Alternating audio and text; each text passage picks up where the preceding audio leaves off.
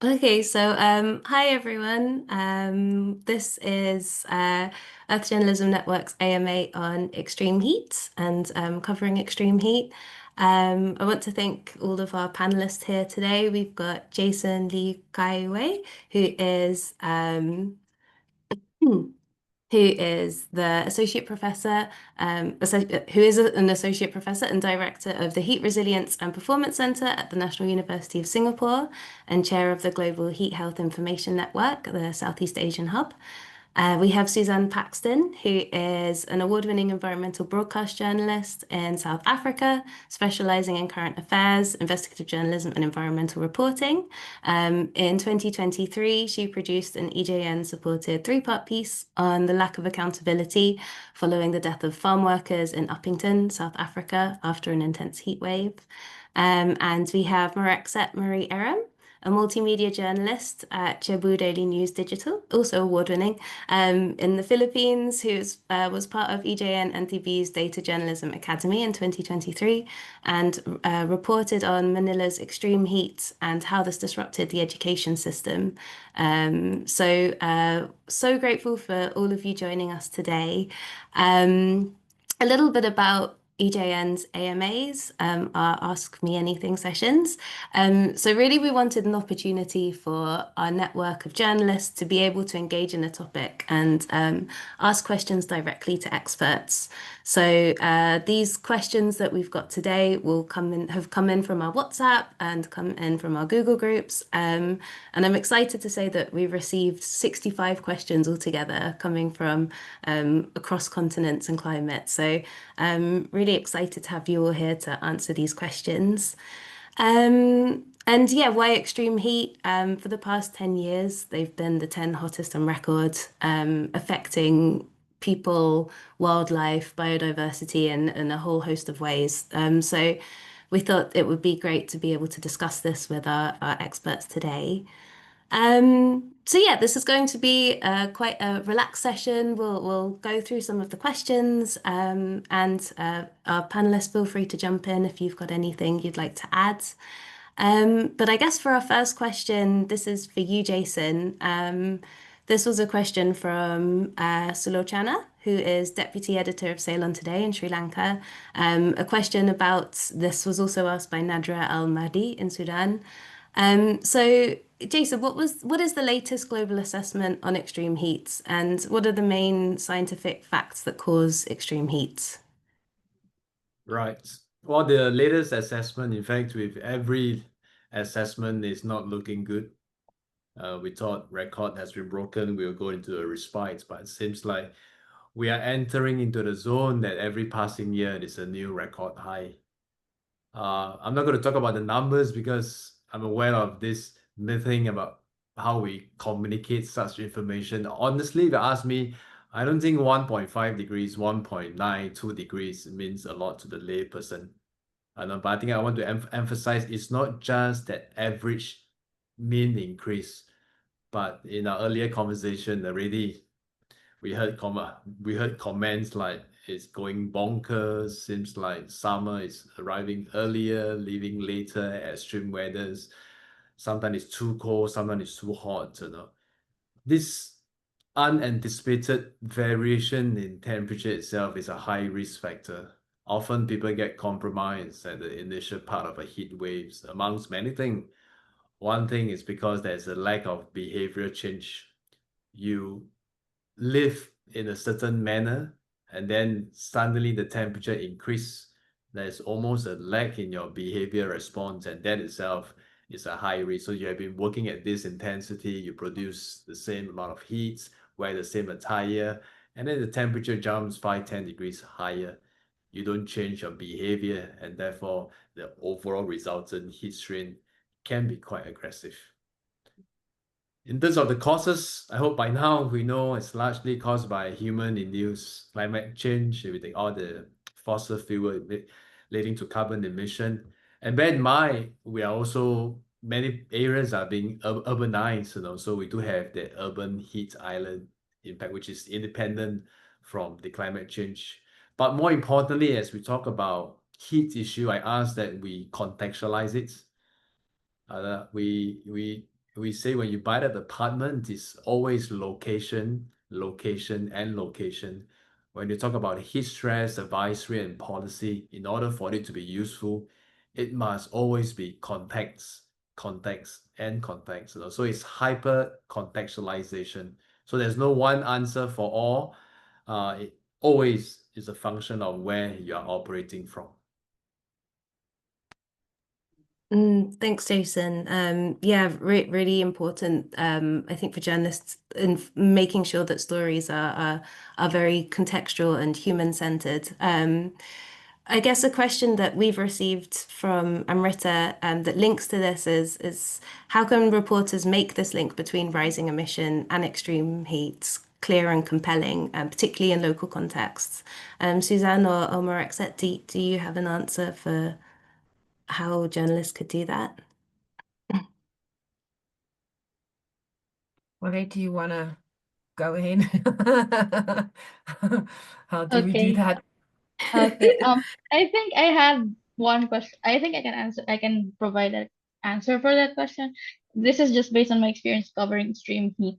I think if you want to further contextualize and then provide more understanding on how heat impacts on your reporting, I think it would be interviewing the people who are really affected.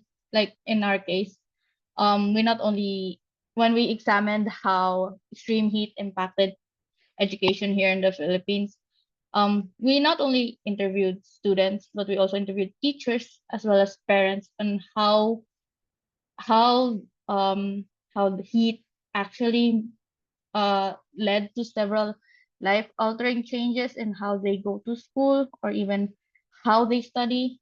So yeah, I guess that will provide you a bigger picture and a wider picture on how things are going on. And I think their answers or their experiences will provide more context to your reporting. I guess that's it. I'd like to sort of also talk to that point. It's very important to speak to the people themselves, because why do you do stories? We go out to the people, and I work for the national broadcaster in South Africa. So we're one of the few media houses you do not have to pay for. Our job is to entertain, but also to teach people, to learn them, to look out for things, to inform them. The radio station I work for, the people call it the University of the People, because there's a lot of public information that we put out. And from that point of view is how we look at these stories. How will it touch your life? And the story we did in 2023, it didn't start out as a heat-related story. It actually started out as we wanted to look at how these solar farms would work and how they're influencing the communities in those areas, because Upington in the Northern Cape is the closest to the sun that we have in South Africa. So for those solar farms to work, they need to be close to the sun. So that's where they put them up. So we started researching that. And in the process of looking into that, we found a story that was severely impacting the communities. But because they in the heat, because they were living it, and it's always warm in Upington. I mean, it's the warmest place in the country. Nobody experienced the fact that 7 people dying because of heat is strange. It's always hot. And they weren't putting things together. And one of the things we also did was ask people, community members. We went out into the communities and we said, okay, and one of the people that were advising us on the story also said, listen, don't ask people what is climate change. They know what is climate change, but they don't. In South Africa, we have another problem. That is probably the biggest problem that's fueling climate change in our country is people that are poor. If you are trying to survive every day, you're not looking at the heat. It's always hot. You're just trying to stay cool. You've always been trying to stay cool.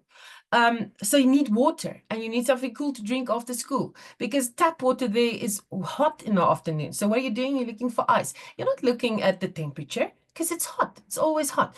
And when we spoke to the people and we asked them what do they understand about climate change, and that was in 2023, we couldn't get a clear answer. They said it's going to be colder. everybody was thinking it's going to be colder. And that's not what climate change is. And because they didn't understand that the heat is getting hotter, if I can put it that way. And that is how we then had to frame the story to say, but you know what, you've been working in the sun for many and many and many years. The workers there, the first day, 2 or 3 days that they work in the vineyards, they wear the thickest clothing, no matter how hot it is. And February is very, very hot. They wear blankets, socks, beanies, warm stuff. They want to sweat. It's part of a cultural thing that they do to sort of sweat out all the bad stuff in their lives. It's a yearly thing they do. But this year, it was very hot. It was 10 degrees warmer than usually for 10 days without end. And people didn't realize. They dehydrated and they died. And we had to bring it in context to say to them, but hey, it was hot. It is always hot, but now it's hotter. Do you understand that you are at risk now of dying because these people died because it was too hot? It is, and I really had answers. I still have this sound where people say to me, but this is Kakamas, this is Uppington, always hot. This is not strange, but it was strange. And we had to tell people, listen, you have to look at the weather now. You cannot just walk into the fields dressed warmly.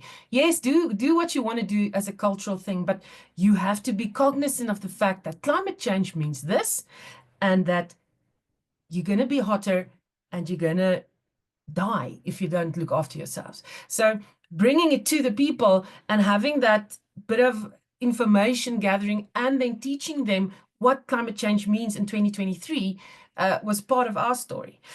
Even we had a Professor Francois Engelbrecht that went with us. He's from the Global Institute, Wits University. Maybe Jason knows about him. But he even stood there next to me while I was doing interviews, and he was saying, listen, but I thought people also knew what was climate change. It's clear that we need to start educating people more because they don't understand. So that was what we took from this, is that we cannot assume people know because they don't. Yes, Jason, you've got your hand up. Yeah, I just want to add a point that for people already living in warm places, right, there is a tendency of getting used to discomfort. So in my own experience, people in hot places sometimes would say that it's okay, but it's not okay. It's simply because they've been used to lower productivity, thermal discomfort since they were born. I use an analogy, when you first enter a smelly room, right, it stinks. After a while, the stench sort of disappear.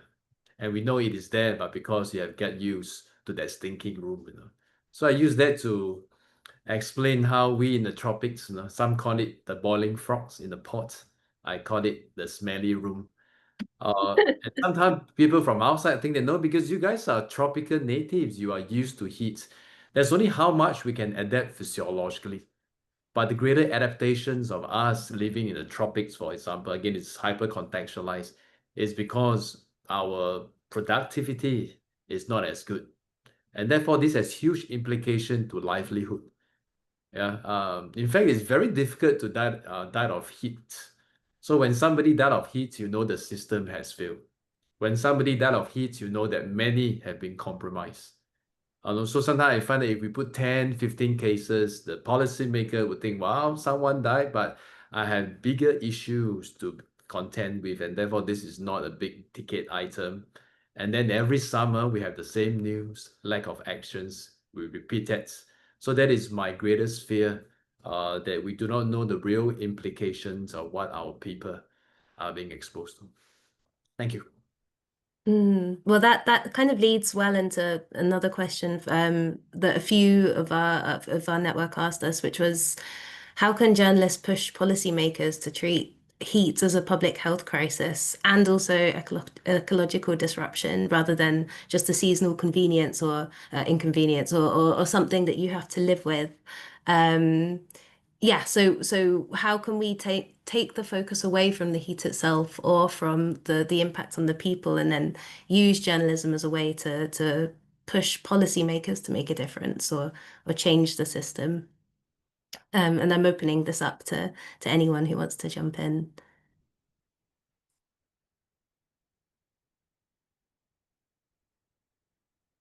Oh, Suzanne, sorry, you're muted. I'm not unmuted. Oh, mute, unmute. Anyway, sorry. What we found is that when we did the story, we found there was a lack of, sort of accountability in terms of unnatural deaths. So we sort of almost just came out of the COVID pandemic. There was supposed to be a system where we looked at unnatural deaths, and but South Africa didn't have it.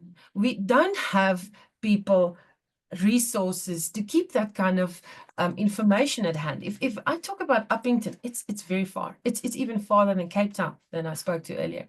So that's over 1,000 kilometers from where I am, and the place, the people died is also it's on the border of Namibia. It's that far, and it's that hot, like a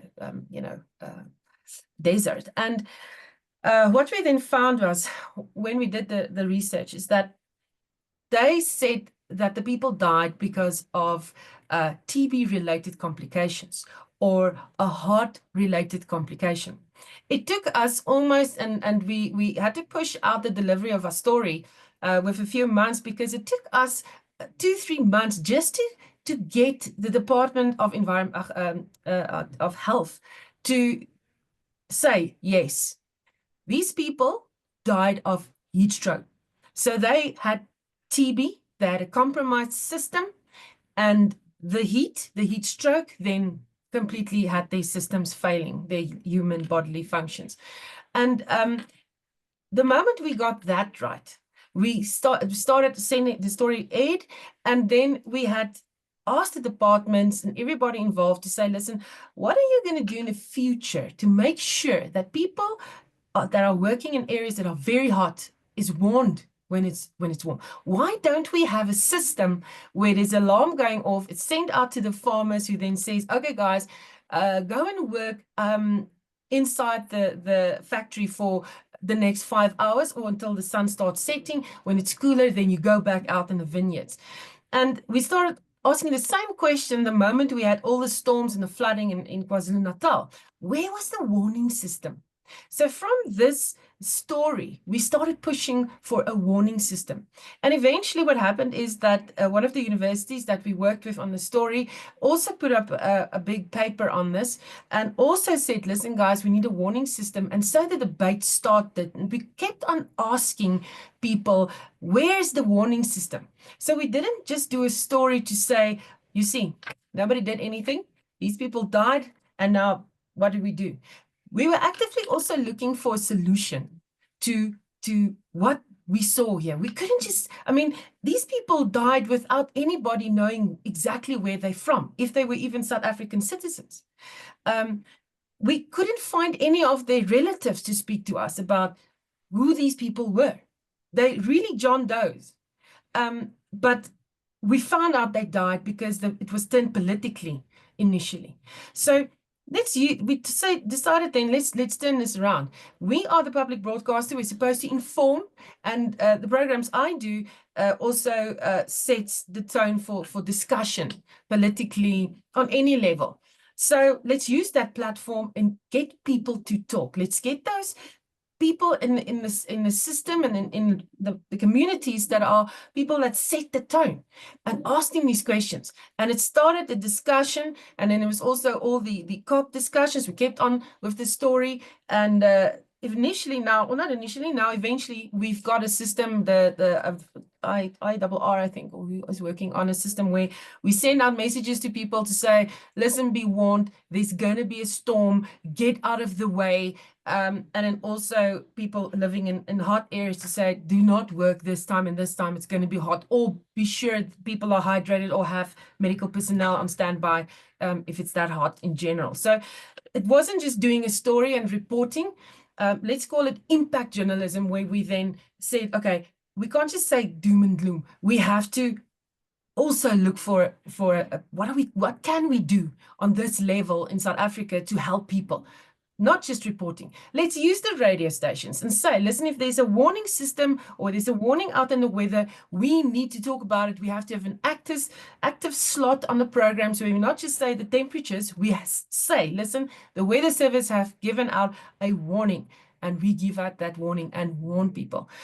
So we were aiming not to just do a story, but to also find solutions, or because otherwise you just report on the doom and gloom, and then people start not listening anymore either. So you have to have what can we do? Yeah, if I may add, number one, very specific to the policymakers, we need to be aware on most politics that are being run around the world, right? It's very short term. So you need to, unfortunately, entice the policymaker what to invest in, and hopefully, usually the economic imperative is a key one, where you address the policymaker that this is good. Some will tell you that it will help to win votes. Whatever it takes, we want that decision to be made to augment lives and livelihood of their people. Number two, we talk about heat health warning system. I just want to add some nuance to heat health warning system. Often the populations, they are at risk. Livelihood is of priority, so now put ourselves in their position, right? Heat health warning system, after all, is something like this. If you don't slow down or stop work, you may get heat injured. But many of these population, maybe be farmer or platform workers, right? They will tell you, if I don't work equally hard during a very hot day, it's no longer a risk conversation. Unless you can assure me of my livelihood by 6 p.m. or end of a day, right? You find that it becomes largely a paper exercise. And if you interview people on the ground, they will tell you, I don't care whether it's hot or not hot, because I may die, but I may not die. But if I don't work equally hard, my family will suffer. And therefore, we need to think a bit harder, in order for them to take actions.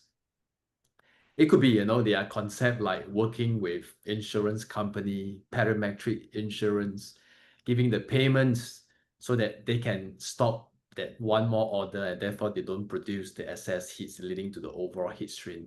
So always think that, and without securing their livelihoods, many of them don't even care about their health. You don't tell them, say, you better slow down because you may get injured, or you might have subsequent health complications. They see very short term. The good thing is the heat measures we push out will not only augment their livelihood, will also protect their health, but do things that they will take action. Humans, as we know, are interesting creatures. If you don't reward them or sometimes punish them immediately, right?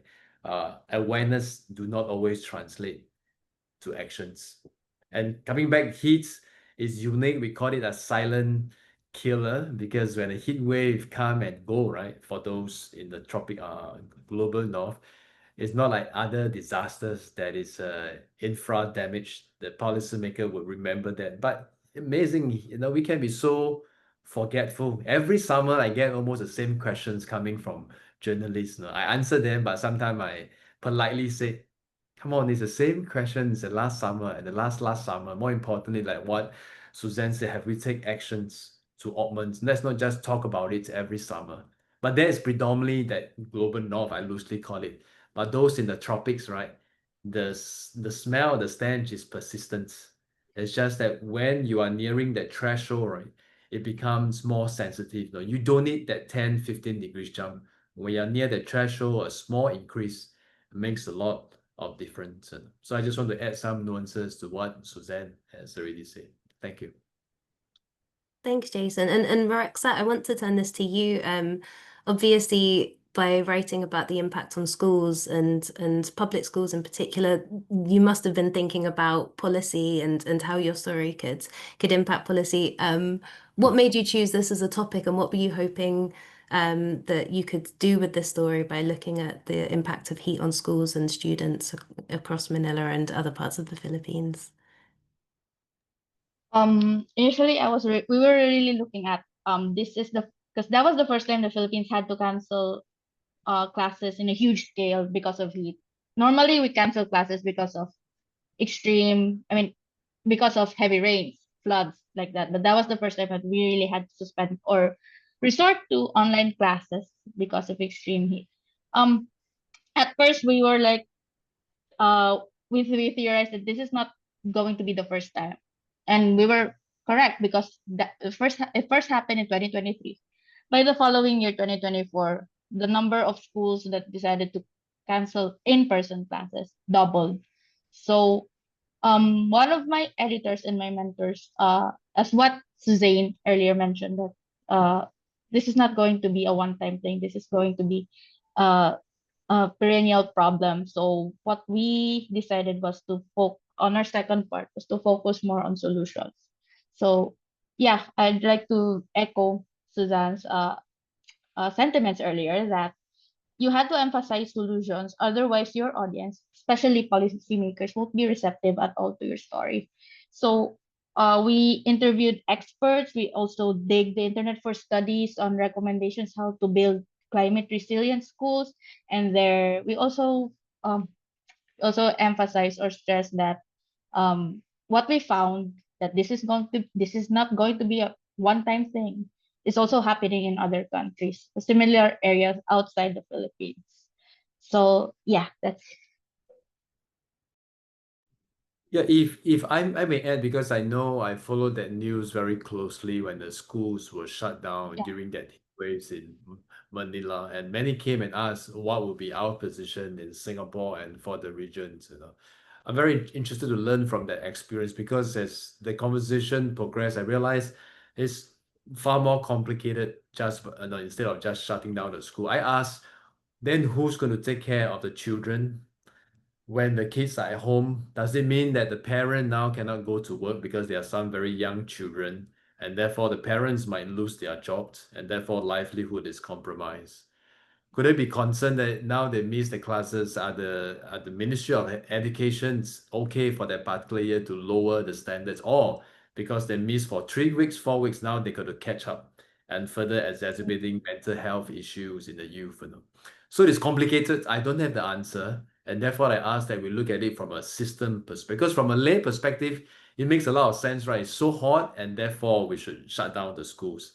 But have somebody study the implication and then conclude whether shutting down the school in face of heat wave is a number one option, or through this lesson we learned, oh no, it induced a lot more other societal issues, and therefore shutting down might not be the best. I don't know, but that is a good case study, you know, to tease the correct answer to better prepare ourselves prospectively. Thank you. Okay, thanks so much, everyone. So I guess leading on from that, you touched upon it, Jason, when you mentioned that if children can't go to school, then the parents potentially have to give up work. We've received lots of questions about how to cover the impact of extreme heat on specific minorities or underrepresented communities. So we've received questions from Nelson from Uganda who asked about children walking to school during the heat. Jay in India asked about how to represent the elderly and finding stories on the elderly in heat. Fede in Italy and Renata in Austria also asked about informal workers. So you've touched upon it briefly before, but would you mind expanding a little bit about how you planned to incorporate these communities, and how do you represent different minorities or underrepresented communities in your stories in an impactful way? Yeah, thanks. Again, to know, we work with various population, but I would narrow down to two. One that we are working on with very actively, there's our worker. Many of them are migrant workers building my nation. And it's not just specific to Singapore. Many of the workers around the world are not citizens of the country. And you can immediately know that, oh, hang on. And therefore, sometimes they could be overlooked. And therefore, with the limited resources, I always ask that we prioritize that to the most vulnerable. Not only they are being tasked to do the most, their capacity often could be the least, you know, because there is no such luxury like eating well, sleeping well, exercise well. So when the capacity is already limited, a stressor will pursue them more compared to an average Joe or Jane like us. And therefore we focus on that. So I'm very proud to say that project Heat Safe focus on workers. And I have to say, Pandemic, the silver lining was it uncovered gaps in our local system, how the workers were rested, work profile, and therefore it gave us the opportunity to study the demands and therefore prescribe policy. I work very closely with our Ministry of Manpower. When I mention that, I always smile because it's abbreviated MOM, mom, and reminds everyone in the exercise that nobody loves you more than your mom, you know. So besides, some say, why do you do this? Is it for economic reason? Is it for strategic reason? Mom does it not because she has to, but because she wants to. And also remind us the very foundation of human being. We do things because we have the ability to bless others. In this case, the team undertake this exercise because it's just a good thing to do to protect people, especially in this case, that build all our infrastructure locally. So through that exercise, I'm proud to say we effects not just evidence and stop there. It has augmented policy. Number one, by imposing an on-site climatic logger so that we can regulate their work rest cycle more accurately based on environmental stress. We also debunk the myths. Usually when we engage the stakeholders, the chairman, CEO, I could almost tell from their eyes that, oh, is this altruistic conversation? Basically, Jason and team asking me not to profit so much in face of a warming world and provide more welfare to the workers. That sounds right, but that is wrong. The data show the heat measures that we push out, not sophisticated, right education, right attire, shade, rest, hydration.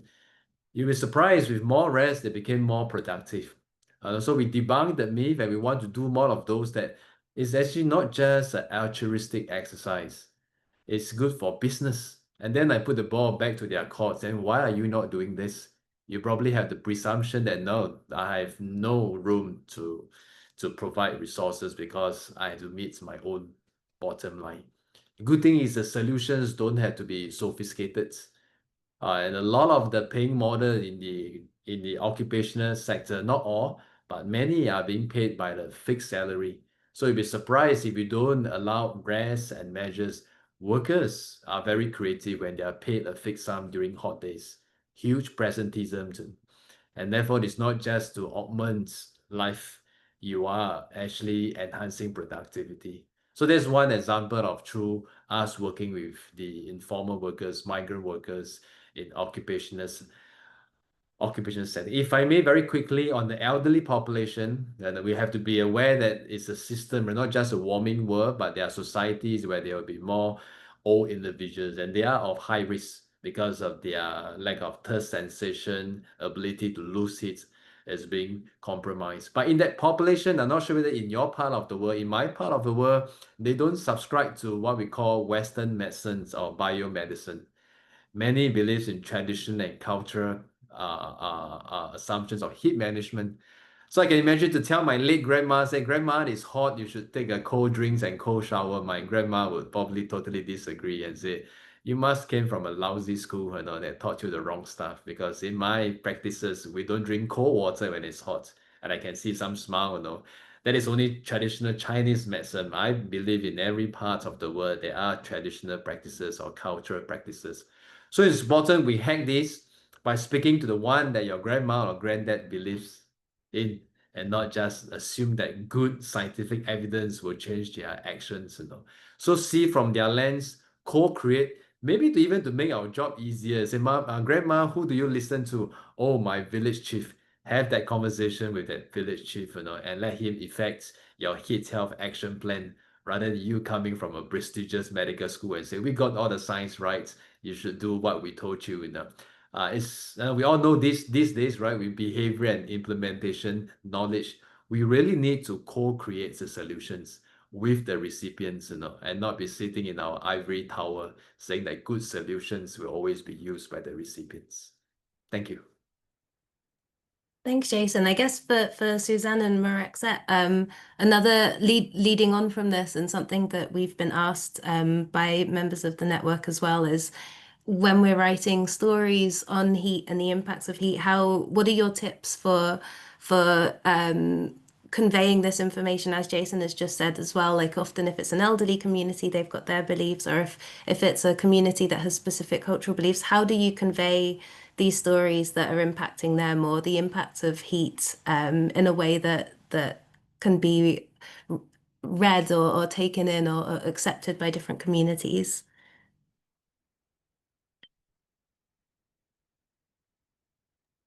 That's a good question. We have, as Jason said, a lot of cultures in South Africa. We have 12 official languages, which is amazing. And each of them have their own cultural beliefs. Whether it be medicine, whether it be the weather, whether it be how they treat the environment. And a lot of these cultures we found have sustainable ways of using the environment as well, so that it doesn't deplete the fish stock, or it doesn't deplete, and it's sustainable stuff. It's not like rocket science. They just know the environment. And by using these stories, for instance, that they tell about how, when to use the reeds in your lake system or whatever, and when not to use them, and when to send the cows there, and when not to let them feed there. By using that and speaking to the elders and say, listen, how would you explain the grass not growing as fast as it used to because it's warmer, or the lake being less full than usual and it's not filling up because it's too dry, it's not raining. And that way you can speak the language of the people, and where we are fortunate at the national broadcasters, we broadcast in all 11 languages or 12 languages. So I will write a piece, it will go to somebody that will translate it, but in a way that the listener will understand. The stations, radio stations and the TV stations really make a point of using language, because that's the way you get to people and get to their hearts, is by talking in their language. But it is a difficult thing if we touch on the elderly, for instance. As Jason said, they're going to believe what they believe. They're not going to change their beliefs. We in South Africa are fighting the war against rhino poaching. But I was speaking to somebody the other day, and I said, you know what? Somebody has decided now, and this may be very controversial, that rhino horn is not beneficial to anybody. But if you have believed, say in South Africa, in using a certain kind of plant for certain kind of illness, if any scientists come to you and say, listen, it does nothing for it, but you've been using it for many years, you're not just going to be, convinced because the scientist said it. You use it, it works. How all of a sudden are you going to tell me can't use rhino horn, it doesn't work? You have to speak to people, and you have to show them, and the only way you can do it is getting into those communities. Going sit next to the granny and say, listen, have you experienced it? When last was it so hot? Has it ever been this hot? And that's how you get them talking. With us, you'll have people sitting underneath a tree. That's where they literally have some of the most important meetings in the communities. Go to the tree, get somebody to speak the language and say, listen, we want to know, have you experienced this? Have you experienced more heat than usual? And you'll often find they have interesting stories. And that was the beauty of this story that we did in 2023, is that after we started speaking to the community, we picked up that there's been a turning point, and scientists missed it because it's such a warm area. It's always warm. And that story resulted also in working groups that went from South Africa to Botswana to Namibia to go and find communities that were so desolated and so cut off from the world because they have radio maybe. They're not wealthy, they're poor. So they just live from hand to mouth. And to ask them, what have you found? So there's very interesting data that was also presented through the varsity and they research that they did afterwards. But it was found that we need to do more education on what is climate change on these communities. Because if you are, as Jason said, if you are poor, and in South Africa's case, and you're elderly, you'll probably be living in a shack. It's a shanty house. It's a house built of steel plates. Now, live in a house that doesn't have running water, And there's lots and lots of areas in South Africa that is the truth and reality of people. And you don't have a window, proper window. It's literally steel plates, aluminium plates that placed into a box. It's your house. It's got a roof, and you're very hot, and you're old, and you have to carry a 5-liter bucket of water every day just to have water to drink. But it's becoming hotter and hotter, and you're becoming weaker and weaker because you're older, and there's nobody to help you. So that's the kind of stories we need to look at this media as well, to say, listen, whoever, government, can you see people living in these houses can't live in them anymore? It's too hot. We need to start giving them other accommodation, housing options, running water. To have one tap in a community is not enough anymore.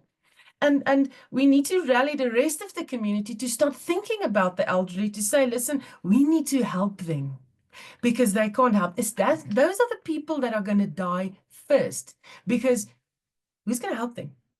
Who are they going to call when they sit in that house and it's hot and they're literally overheating and dying? And that's the reality of our story in South Africa. And the kind of things, we have a unique problem in South Africa, and that is that people are poor. And that influences every single decision they make. And it's going to influence the decisions they make when it comes to climate change, and what they do and what they don't do, what they believe and what they don't believe. We're going to have to have more journalists also working with children, because those are the little guys we're going to have to teach that things are changing and you need to adapt and you need to be vocal about it, and also learn your parents and grandparents for that matter. Because a unique problem for us is that we've got a lot of elderly people. They're very poor. They believe in a lot of things, and we just don't have the resources to help them. Yeah, I think there's so many stories and there's so many groups that need to be brought into the news and brought into the discussions about how the world will tackle heat and how we're tackling it right now. So I guess a question following on from this that I want to bring to you first, Marixet. What do you think are the gaps? What are the stories that need to be told that you think journalists should be digging into in the Philippines, in Southeast Asia, in the world? Where do you think journalists should be looking for these stories right now? I guess. Sorry, Harry, what was the question again? What do you think the gaps are currently Oh, the in gaps. reporting on heat? Yeah. Here in the Philippines, I think it would be on, uh, most of us journalists, we treat heat snack, as a snack instead of a whole meal. I mean, especially during summer, that's when coverage on extreme heat really ramps up. But as what we've discussed earlier, it shouldn't be treated as a one-time thing, right? It's going to be a perennial issue moving forward. And then um for that, I guess journalists should cover extreme heat not only during the summer season, but also what happens uh or during the rainy season. We only have 2 seasons here in the Philippines, right? And right now, oh, I just thought of this right now. When we're in the middle of the rainy season right now, but in the morning we've listened, we've heard, we even read people complaining that it's quite hotter than they expected, especially when there's no rain. So yeah, I guess that's one gap journalists should do. Also, second would be we should do away with the doom and gloom. I think it's, doom and gloom is the pretty easy route when we're doing reporting on climate change, but it doesn't really make an impact, or it doesn't lead to more fruitful results, because people would like to know what would be the solution moving forward. And I guess that's also one way of letting them know, or keeping the issue fresh throughout their minds all throughout the year, etc. So that's it. Great. So looking for the stories outside of the main heat seasons and finding those solutions. Jason, as you've been working on heat, what are the gaps that you think journalists should be really plugging in heat stories? Yeah, I'm coming from a place that is no off heat season. It's always hot and hotter at times. So there lies the challenge for journalists reporting heat in the tropics, for example, or near the equator, because the recipients and even the government usually will say, "What is new? Heat is always here, and you're telling me you will get a couple of degrees higher. Don't worry, we have survived for centuries. We'll just continue to survive." And therefore, the resultant outcome is no action. I think we need to quantify heats. And because, as I said, when you are nearing the threshold for the first time, there are more conversation in recent years because it is really creeping to that threshold. And present heat in our context. Again, I want to contextualize it. I want to give a general response here. In society where heat is already persistent, it's better to present heat, I call it a horizontal, and not be shaped by what we read, which is usually dominated by global north literature. Heat is presented as a heat wave. Heat in our context, I'm looking at friends from South Africa, in the tropics part of South Africa, and then in Philippines, right? In our context here is perpetually uncomfortable. And usually what are the three pillars or tenets of human health and well-being? It's always about how you exercise, how you rest, and how you eat. And not many are aware that persistent heats can compromise these three key pillars of human health and well-being, which means us living in this part of the globe, of the earth, right? We are not going to realize our true health potential because it's persistently uncomfortable there. And for someone, air condition is not an option, right? So they will be resting in thermal discomfort. And if you don't sleep well, what are the implications? But having said that, right, and I'm a huge believer of turning every crisis into an opportunity. This also means that heat is persistent. And for those in this call, right, you belong to the group that is less vulnerable. I doubt you will die of heat stroke. But doesn't mean that you are not being compromised of heat in our context. I ask that we teach our people through journalism. Heat is, after all, a stressor. If you can use it intelligently, it can be a eustress and not always presented as a distress. In fact, you're surprised in Singapore, quite an outlier, we are preaching the message on not avoiding heat, but use heat more. Because of the behavior change, we have so many cooling facilities in Singapore, cooling malls, you can list them. We are creating new issues like myopia. 9 out of 10 residents in Singapore are nearsightedness. Mental health, most of us are vitamin D deficient. Lack of incidental physical activity. You don't walk freely in Singapore. We hide in aircon rooms. So we are not realizing our true potential. And this is one reason why our government in recent years has almost made a 180 degrees turn and will invest in heat significantly. Understanding it's not just no death, no problem. Already many are being compromised by chronic heat. And if we don't use heat to our advantage, then we'll be penalized prospectively. And I'm coming from a very fortunate part of the world, tropics, but there's a lot of protection. I can only imagine people living in the tropics and don't have that kind of protections. So again, it's not regional, it's also a function. Who are we talking about living in this context? So that is where I hope we will communicate in a creative way that matters to people that you want to target and not just general messaging. Thank you. Thanks, Jason. That was a great point. And I think as we're coming down, well, we're coming up to the close of this webinar, of this AMA. So Marexet and Suzanne, do you have any final thoughts or anything you'd like to share on reporting on heat or for journalists as part of Earth Journalism Network? Yeah, what are your final thoughts that you'd like to share on this topic of extreme heat? Well, I'd like to just sort of quickly, what Jason has said there, just the vitamin D deficiency because you're always in an air-conditioned building. I mean, that's a story on its own. It's awesome. But it's something you can turn around and say, but it's not the end of the world, as you said. So it's how you report on this that's going to grab people's attention. The doom and gloom, we can't just preach doom and gloom because there's just a lot of things that happen and that's always negative. So you need to find a solution while you're reporting on this. Something else that I was thinking about the other day is previous summer we had a massive flies buzzing everywhere. It was a massive thing. And we did a story about why is there so many flies? Because usually it's summer, there's flies. But this time it was more. And it was because of the heat.